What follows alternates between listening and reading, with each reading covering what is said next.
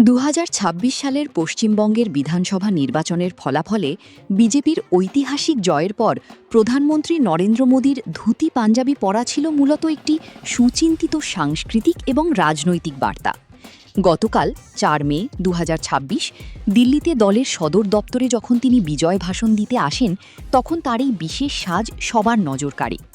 প্রধানমন্ত্রী কেন এই পোশাক বেছে নিয়েছিলেন তার বিস্তারিত কারণগুলো আলোচনা করা হলো। ১. বাঙালি সংস্কৃতির সাথে একাত্মতা। বিজেপির এই জয়ের মাধ্যমে পশ্চিমবঙ্গে প্রথমবারের মতো পদ্ম ফুটেছে। নির্বাচনী প্রচারের সময় বিরোধীরা প্রায়ই বিজেপিকে বহিরাগত বলে কটাক্ষ করত।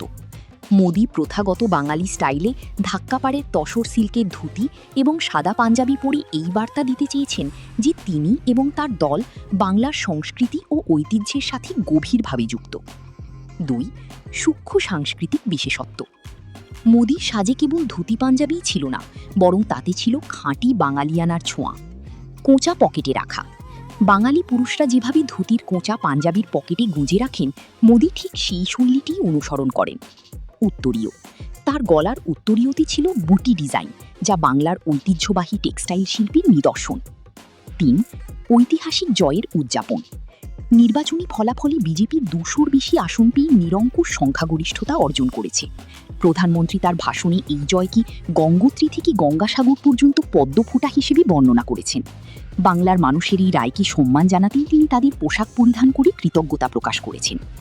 ৪. রাজনৈতিক কৌশল ও প্রতীকীবাদ।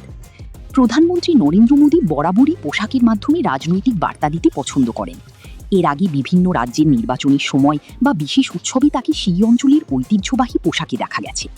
পশ্চিমবঙ্গের এই জয় বিজেপির জন্য অত্যন্ত মর্যাদাপূর্ণ ছিল, তাই নিজেকে একজন বাঙালি বাবু হিসেবে উপস্থাপন করা ছিল একটি শক্তিশালী প্রতীকী পদক্ষেপ।